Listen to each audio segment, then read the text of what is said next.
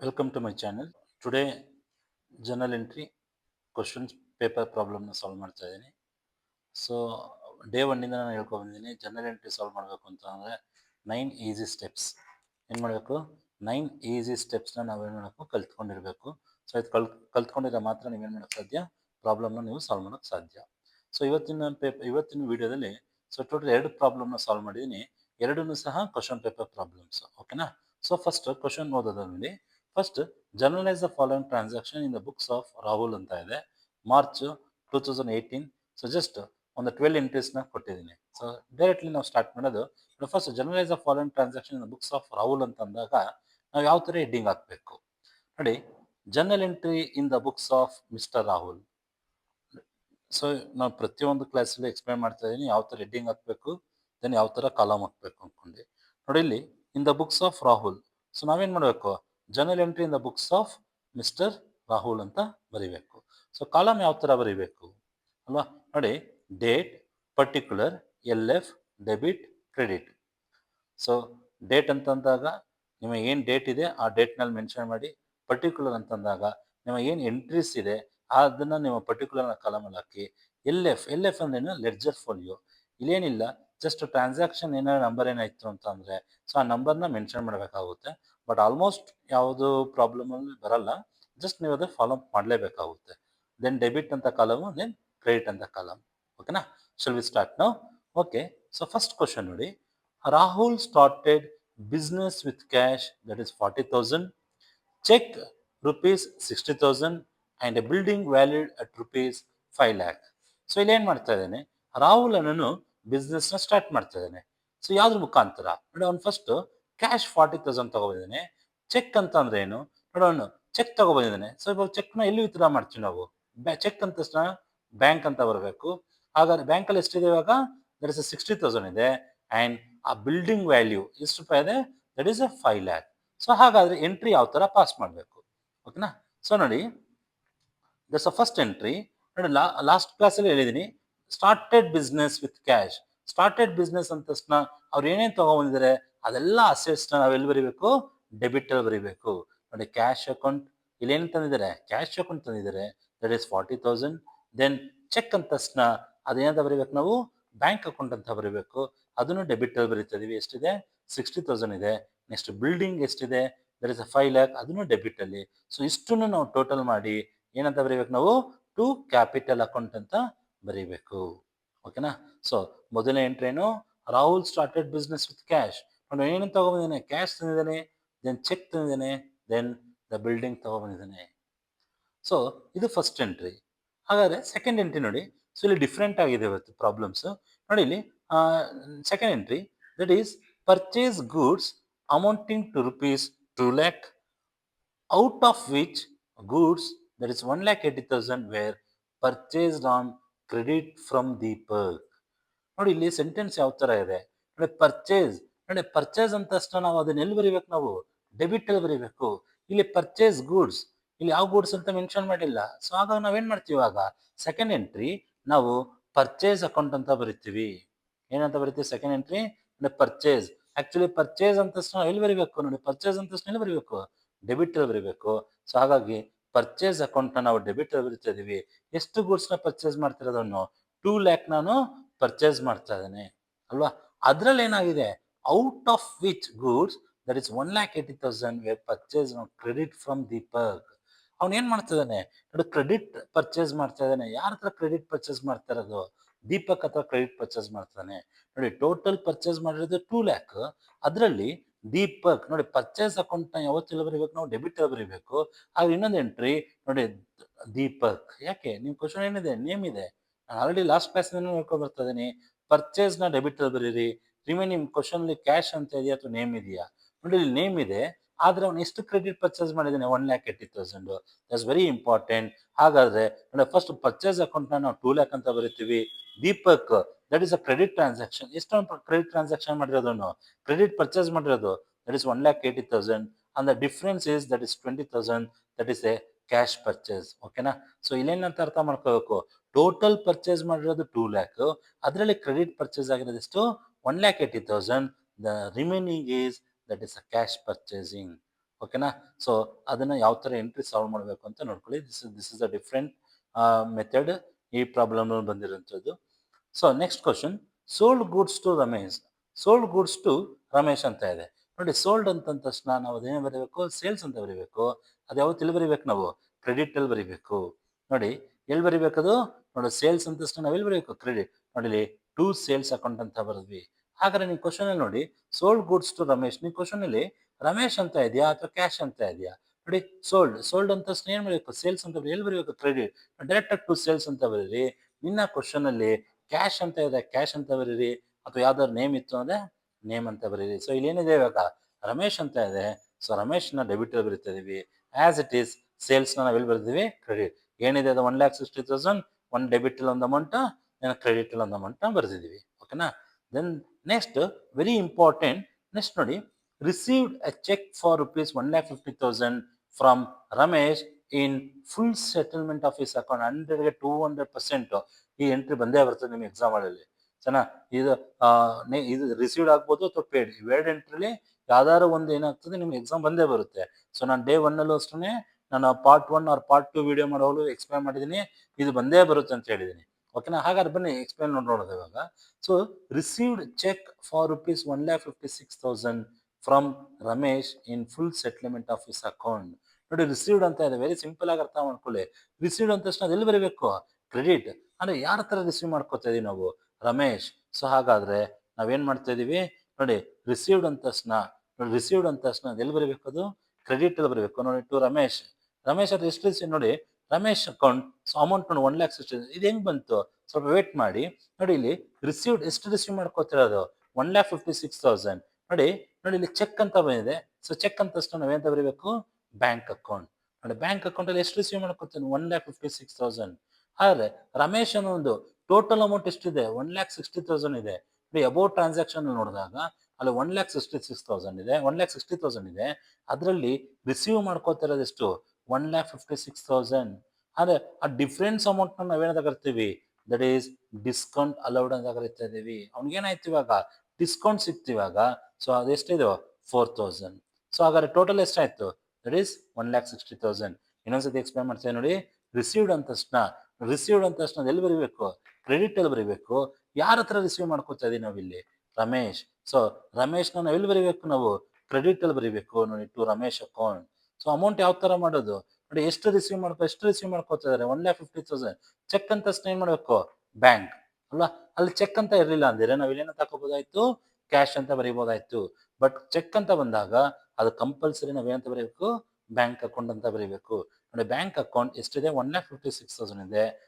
ನೋಡಿ about transaction ನೋಡಿದಾಗ 1,60,000. The difference amount ನ ನಾವೇನಂತ ಕರಿತೀವಿ, ದಟ್ ಈಸ್ ಡಿಸ್ಕೌಂಟ್ ಅಲೌಡ್ ಅಂತ ಬರೀತೀವಿ. ನೋಡಿ ಎರಡನ್ನೂ ನಾವು ಎಲ್ಲಿ ಬರೆದ್ವಿ, ನಾವು ಡೆಬಿಟ್ ಅಲ್ಲಿ ಬರೆದ್ವಿ. ನೋಡಿ ರಿಸೀವ್ಡ್ ಅಂತ ತಕ್ಷಣ ಅದೆಲ್ಲ ಬರೀಬೇಕು, ನಾವು ಕ್ರೆಡಿಟ್ ಅಲ್ಲಿ ಬರೆದ್ವಿ. ಸೊ ಹಾಗಾದ್ರೆ ನೆಕ್ಸ್ಟ್ ಎಂಟ್ರಿ ನೋಡಿ, paid 1,78,000 to Deepak in full settlement of rupees 1,80,000 due to him by cheque ಅಂತ ಬಂತು. ನೋಡಿ ಇಲ್ಲಿ ಪೇಡ್ ಅಂತ ಬರ್ತದೆ, ವೆರಿ ಸಿಂಪಲ್. ಪೇಡ್ ಅಂತ ತಕ್ಷಣ ನಾವ್ ಎಲ್ಲಿ ಬರೀಬೇಕು ಇವಾಗ, ಡೆಬಿಟ್. ಯಾರ ಹೆಸರು ಡೆಬಿಟ್ ಅಲ್ಲಿ ಬರೀಬೇಕು, ಯಾರ ಹತ್ರ, ಯಾರು ನಾವು ಪೇ ಮಾಡ್ತಾ ಇದೀವಿ, ನೋಡಿ ದೀಪಕ್.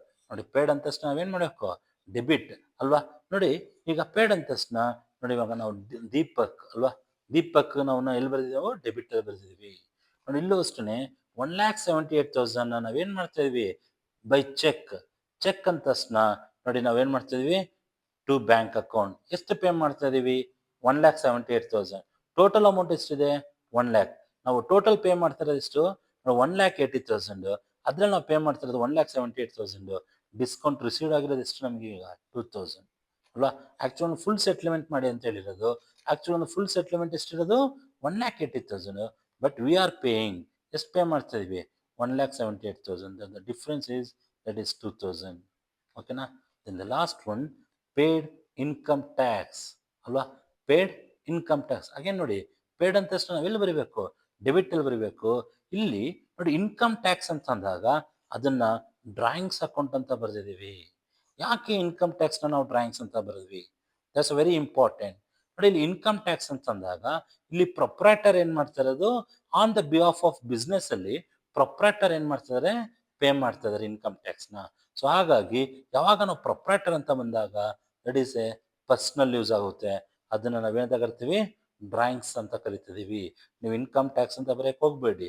ಸಣ್ಣ ಇನ್ಕಮ್ ಟ್ಯಾಕ್ಸ್ ಯಾರು ಬಿಸ್ನೆಸ್ ಪರವಾಗಿ ಪ್ರೊಪ್ರೇಟರ್ ಪೇ ಮಾಡ್ತಾರಿಂದ ಅದೇನಾಯ್ತದು, ಅದು ಬಿಸ್ನೆಸ್ ಎಕ್ಸ್ಪೆನ್ಸಸ್ ಆಗಲ್ಲ, ಅದೇನಾಗುತ್ತದು ಪರ್ಸ್ನಲ್ ಎಕ್ಸ್ಪೆನ್ಸಸ್ ಆಗುತ್ತೆ. ಸೊ ಅದಕ್ಕೆ ನಾವೇನಂತ ಕರಿತೀವಿ, ಡ್ರಾಯಿಂಗ್ಸ್ ಅಕೌಂಟ್. ನೋಡಿ ನಿಮ್ಗೆ ಗೊತ್ತು. ಸೊ ಡ್ರಾಯಿಂಗ್ಸ್ ಅಂತ ತಕ್ಷಣ ಯಾವತ್ತು ಅದು ಪರ್ಸನಲ್ ಯೂಸ್ ಅಂತ ತಕ್ಷಣ ಏನು ಡ್ರಾಯಿಂಗ್ಸ್ ಯಾವತ್ತೆಲ್ಲಿ ಬರೀಬೇಕು, ಡೆಬಿಟ್. ನೋಡಿ ಡ್ರಾಯಿಂಗ್ಸ್ ಅಕೌಂಟ್ ಡೆಬಿಟ್ ಬರೀತಿದೀವಿ. ಸೊ ಟು ಕ್ಯಾಶ್ ಅಂತ ಆದ್ರೂ ಬರೀರಿ ಅಥವಾ ಬ್ಯಾಂಕ್ ಅಂತ ಆದ್ರೂ ಬರೀರಿ.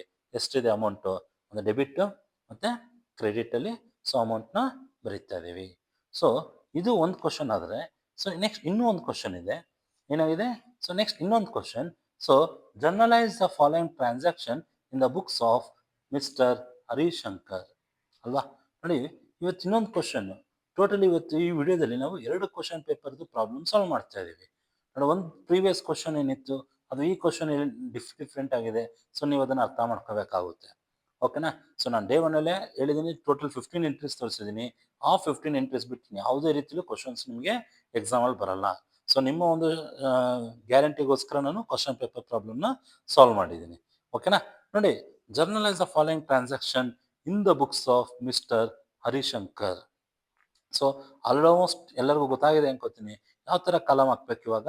ಸೊ ಫಸ್ಟ್ ನಾವೇನಂತ ಕಾಲಮ್ ಹಾಕ್ಬೇಕು, ನಾವು journalise the journal entry in the books of mister Harishankar ಅಲ್ವಾ. Journal entry in the books of mister Harishankar, ಅಲ್ಲಿ ಯಾರ ಹೆಸರಿದೆ ಅವ್ರ ಹೆಸರನ್ನ ಹಾಕಿ. ಕಾಲಮ್ ಯಾವ ಥರ ಹಾಕ್ಬೇಕು ನೋಡಿ, date, particular, LF, debit, credit ಅಂತ ಹಾಕ್ಬೇಕು. ಹಾಗಾದ್ರೆ ಕ್ವಶನ್ ಸ್ಟಾರ್ಟ್ ಮಾಡೋದ ಬನ್ನಿ. ನೋಡಿ ಇವಾಗ January 1st commence a business with cash that is 2 lakh and bank loan that is ₹50,000. ಇಲ್ಲಿ ಚೆನ್ನಾಗಿ ಅರ್ಥ ಮಾಡ್ಕೊಳ್ಳಿ. ಒಂದು ಬಿಸ್ನೆಸ್ನ ಕಮೆಂಟ್ಸ್ ಮಾಡ್ತಾ ಇದ್ದಾರೆ. ಅದು ಯಾವ ಥರ ಕಮೆಂಟ್ಸ್ ಮಾಡ್ತಿದ್ದಾರೆ, ಒಂದು with help of cash. Cash ಎಷ್ಟಿದೆ ಅಂತ ಹೇಳಿ 2 lakh ಇದೆ. ಅದ್ರ ಜೊತೆಗೆ ಅವ್ರು ಏನು ಮಾಡ್ತಿದ್ದಾರೆ, ಬ್ಯಾಂಕ್ ಲೋನ್ ತಗೋತಿದ್ದಾರೆ. ಸೊ ಬ್ಯಾಂಕ್ ಲೋನ್ ಅಂತ ತಕ್ಷಣ ಏನಾಯ್ತದು, ಸೊ ಲಯಬಿಲಿಟೀಸ್ ಆಯ್ತು. Very important. ಸೊ ನೋಡಿ ಇವಾಗ ಈ ಎಂಟ್ರಿನ ಯಾವ ತರ ಪಾಸ್ ಮಾಡಬೇಕಾಗಿರುವಂಥದ್ದು ನೋಡಿ, cash account that is 2 lakh. Commence business with cash. Cash ಎಷ್ಟು ತಗೋ ಬರ್ತಿದ್ದಾರೆ, that is 2 lakh. Bank loan ಅಂತ ತಕ್ಷಣ ಏನಾಯ್ತದು, ಲಯಬಿಲಿಟೀಸ್ ಆಯ್ತು. ಸೊ ಲಯಬಿಲಿಟೀಸ್ ಅಂತ ತಕ್ಷಣ ಅದೆಲ್ಲಿ ಬರಿಬೇಕದು, ಕ್ರೆಡಿಟ್ ಅಲ್ಲಿ ಬರಿಬೇಕು. ನೋಡಿ ಟು ಬ್ಯಾಂಕ್ ಲೋನ್, ಏನದು ಬ್ಯಾಂಕ್ ಲೋನ್. ಲಯಬಿಲಿಟೀಸ್ ಅಂತ ತಕ್ಷಣ ಕ್ರೆಡಿಟ್ ಅಲ್ಲಿ ಬರೀರಿ. To bank loan account. ಎಷ್ಟು ಬ್ಯಾಂಕ್ ಲೋನ್ ತಗೋತಾರೆ, ಅದು 50,000. ಬಟ್ ಇವಾಗ ಬ್ಯಾಂಕ್ ಲೋನ್ ತಗೊಂಡವ್ರು ಏನ್ ಮಾಡ್ತಾ ಇದಾರೆ, ಬಿಸ್ನೆಸ್ಗೆ ಇನ್ವೆಸ್ಟ್ಮೆಂಟ್ ಮಾಡ್ತಾರಿಂದ ಅದೇನಾಯ್ತು, ಬ್ಯಾಂಕ್ ಅಕೌಂಟ್ ಬಂತು. ಬ್ಯಾಂಕ್ ಅಕೌಂಟ್ ಅಂತ ತಕ್ಷಣ ಅದೇನಾಯ್ತು, ಡೆಬಿಟ್ ದ ರಿಸೀವರ್. ನೋಡಿ ಬ್ಯಾಂಕ್ ಬಂತಲ್ಲ, ಸೇಮ್ ಅಮೌಂಟ್ ನೀವೇನ್ ಮಾಡಬೇಕು, ದಟ್ ಇಸ್ 50,000. ನೋಡಿ ಇವಾಗ ಕ್ಯಾಪಿಟಲ್ ಅಕೌಂಟ್ ಎಷ್ಟಾಯ್ತು, 2 lakh ಆಯ್ತು.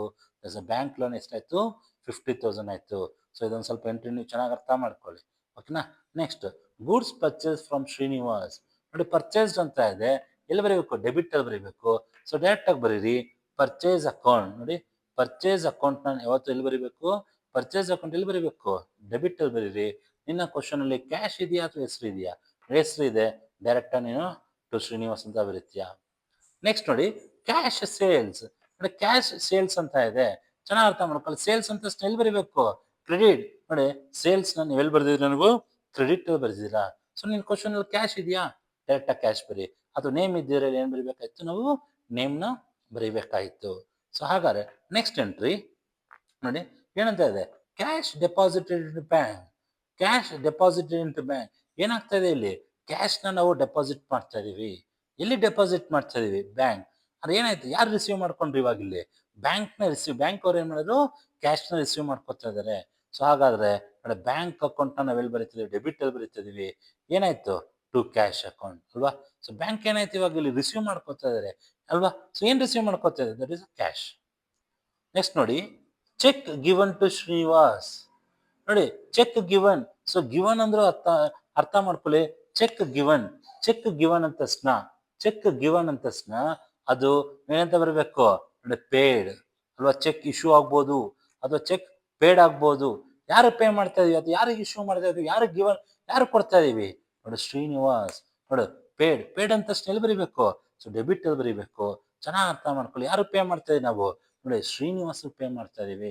ಸೊ ಹಾಗಾದ್ರೆ ಶ್ರೀನಿವಾಸ್ ಅಕೌಂಟ್ ನ ಡೆಬಿಟ್ ಅಲ್ಲಿ ಬರೀತಾ ಇದೀವಿ. ಚೆಕ್ ಅಂತ ಬಂದಿರೋದಕ್ಕೆ ನಾವೇನಂತ ಬರೀತಾ ಇದೀವಿ, ನಾವು ಬ್ಯಾಂಕ್ ಅಕೌಂಟ್ ಅಂತ ಬರೀತಾ ಇದೀವಿ. ಸೊ ಕ್ಲೀನ್ ಆಗಿ ಅರ್ಥ ಮಾಡ್ಕೊಳ್ಳಿ. ಯಾವುದೋ ಹೊಸ ಎಂಟ್ರಿ ಬಂದಂತು ಅಂತ ಕನ್ಫ್ಯೂಷನ್ ಮಾಡ್ಕೊಳಕ್ ಹೋಗ್ಬೇಡಿ. ನೋಡಿ ಚೆಕ್, ಗಿವನ್, ಗಿವನ್ ಅಂದ್ರೆ ಏನು ನೋಡಿ ಪೇ, ಯಾರಿಗೋ ನಾವು ಪೇ ಮಾಡ್ತಾ ಇದ್ವಿ ನೋಡಿ, ಪೇಡ್ ಅಂತ ತಕ್ಷಣ ನಿಮ್ಮ ಮೈಂಡ್ಗೆ ಬರ್ಬೇಕಾಗಿರೋದು ಅದನ್ನ ಡೆಬಿಟ್. ಅಂದ್ರೆ ಇಲ್ಲಿ ಯಾರಿಗೆ ಪೇ ಮಾಡ್ತಾ ಇದೀವಿ ನಾವು, ಶ್ರೀನಿವಾಸಕ್ಕೆ ಪೇ ಮಾಡ್ತಾ ಇದೀವಿ. ಅಂದ್ರೆ ಶ್ರೀನಿವಾಸ್ನ ಎಲ್ಲಿ ಬರಿಬೇಕು ನಾವು ಇವಾಗ, ಡೆಬಿಟ್ ಅಲ್ಲಿ ಬರೀರಿ ನೋಡಿ, ಶ್ರೀನಿವಾಸ್ ಅಕೌಂಟ್ ಡೆಬಿಟ್. ಸೊ ನೀವು ಕ್ವಶನ್ ಅಲ್ಲಿ ನೋಡಿ ಚೆಕ್ ಅಂತ ಇದೆಯಾ ಬ್ಯಾಂಕ್ ಅಂತ ಬರೀರಿ, ಏನು ಇಲ್ವಾ, ಡೈರೆಕ್ಟ್ ಏನ್ ಬರೀತಾ ಇದ್ರಿ, ಕ್ಯಾಶ್ ಅಂತ ಬರೀತಾ ಇದ್ರಿ. ನೆಕ್ಸ್ಟ್ ನೋಡಿ, goods sold to Amir for rupees 20,000.